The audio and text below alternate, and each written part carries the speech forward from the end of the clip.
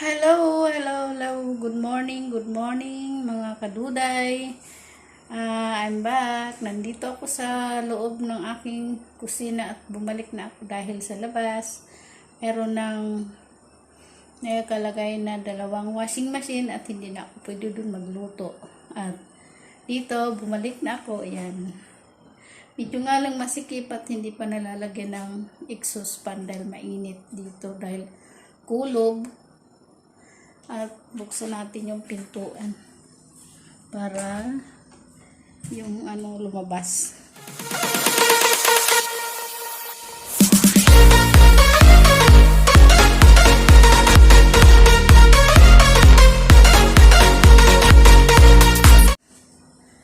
So yan guys, ako ay magluluto ngayon ng isdang pampano. Saglit lang. So, ito ang aking ingredients. Meron akong luya, leeks, yung daon ng sibuyas na malalaki, kamatis at paminta. Siyempre sibuyas. At siyempre asin. At meron akong repolyo. Siyempre yung pampano, isdang pampano at imbis na lubas. Imbis na pitsay, ang ilalagay ko ay malunggay. So, yan. At nagpapakulo na ako ng tubig para pasensya na kayo kasi nahulog siya, naputol. Favorite kong kawali yan. So, ayan guys. Antabayan na natin hanggang kumulo. Ako ay magbabalik. So, ayan guys. Ayan na, kumukulo na yung aking na tubig para sa isda. At ilalagay na natin yung sahog. Unahin natin yung pamintang buo.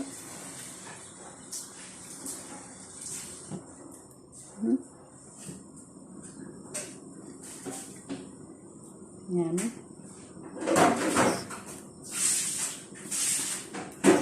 Pasensya na at isunod natin yung luya. Ang luya ay pampatanggal ng lansa. Tapos ay ang sibuyas.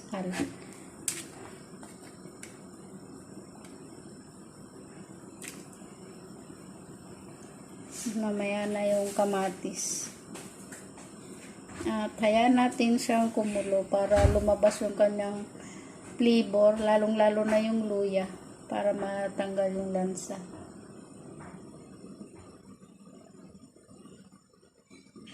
At takpan natin saglit.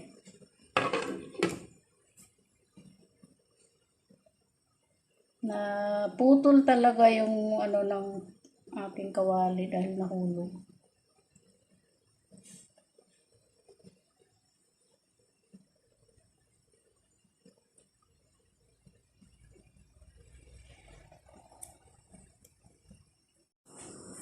So yan guys, kumukulo na siya. Pwede na natin isunod yung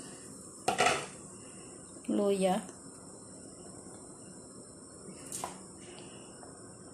Ay, luya.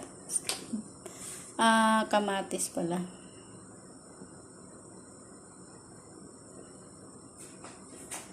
At lagay na natin yung isdang pampano. At para para pagkulo niya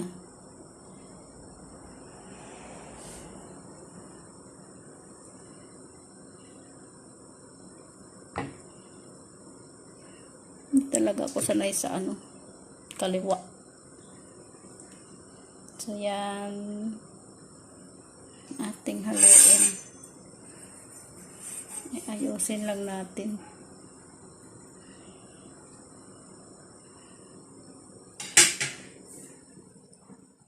Ayan guys, ating takpan ulit hanggang kumulo at Yan, antabayan na natin ulit mamaya. Ay, sorry. Ayan na, kumukulo na siya. Makikita nyo naman kumukulo na. Ating ilagay na yung dahon ng leeks. Yan.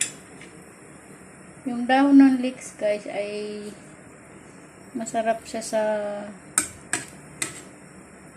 may sabaw, kahit basta masarap siya sa may sabaw dahil yung kanyang flavor ay nakakadagdag ng sarap at bango ng niluluto.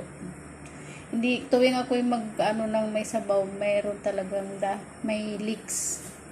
Yung malalaking yan, parang daon ng sibuyas. So, hanggat nakita nandyan, ay sabay na rin natin yung repolyo. Para pag naluto yung leeks, luto na rin yung repolyo. At saka natin ilalagay yung dahon ng malunggay.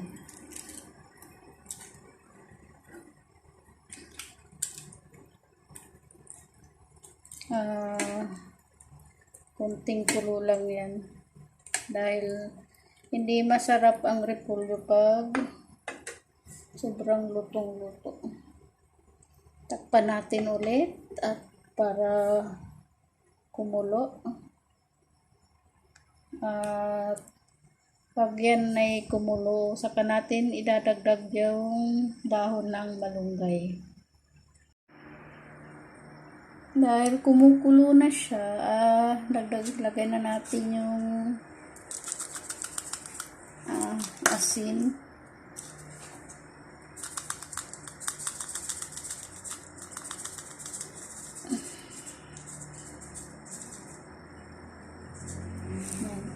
Hindi natin iubos yung asin kasi baka maalat. At medyo luto na rin yung lagyan na rin natin yung malunggay guys. Ito. Para hindi masyadong maluto yung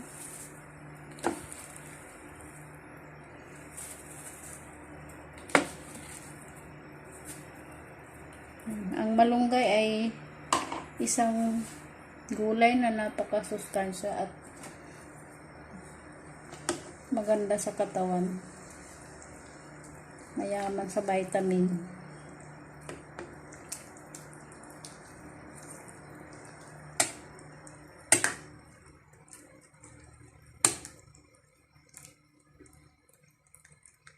Ayan, natin kumulong konti at huwag na natin takpan para hindi malata yung gulay.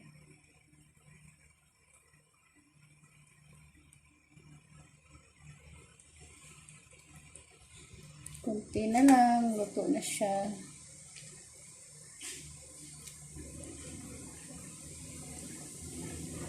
Yung kamatis, lagyan natin sa ibabaw.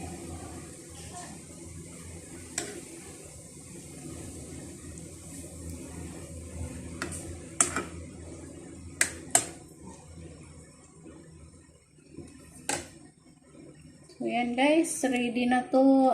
Luto na siya. Pwede nang patayin. Yan. Pinatay ko na.